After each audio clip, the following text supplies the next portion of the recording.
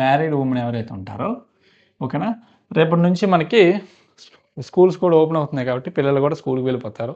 మీ husband employee అయితే అతను కూడా డ్యూటీకి వెళ్ళిపోతారు కాబట్టి చూడండమ్మా, మీకు 10 o'clock 10 to 10:30 ఓకేనా, లేదా 10 వరకు కూడా మీకు బుక్స్ తీసే అవకాశం ఉండదు, ఖచ్చితంగా ఉండదు. లేదు మీ ఇంట్లో వాళ్ళు సపోర్ట్ చేస్తే మార్నింగ్ సెక్షన్ ఇందాక చెప్పినట్టు 6 to 8 చదువుకోండి.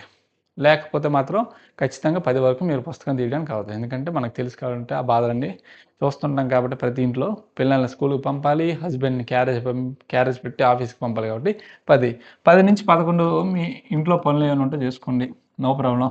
11 నుంచి 1:30 వరకు కూడా ఓకేనా, 11 నుంచి 1:30 వరకు కూడా ఎట్టి పరిస్థితిలో పుస్తకం తీసి చదవాల్సిందే ఓకేనా. మరి ఇంకేం ఆలోచించకండి, 11 నుంచి 1:30 వరకు కూడా పుస్తకం తీసి చదవాల్సిందే ఓకేనా. మరలా ఓకేనా 2:30 లేదా 3కి మీరు స్టార్ట్ చేయాల్సి ఉంటుంది ఓకేనా. 4:30 2:30 to 4:30 మీకు మధ్యలో 1 hour మాత్రమే బ్రేక్.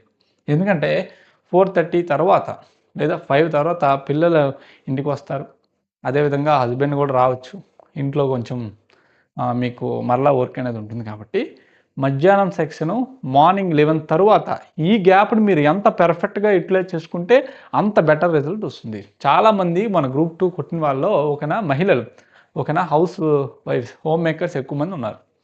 ఎందుకంటే ఓకేనా వాళ్ళ యొక్క పట్టుదల అలాంటిది ఓకేనా.